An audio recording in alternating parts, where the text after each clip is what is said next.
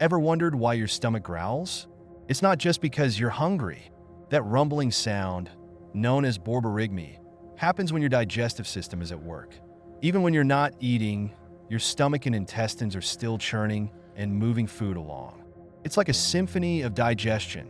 Interestingly, it can also happen when you're anxious or excited, as your body prepares for action.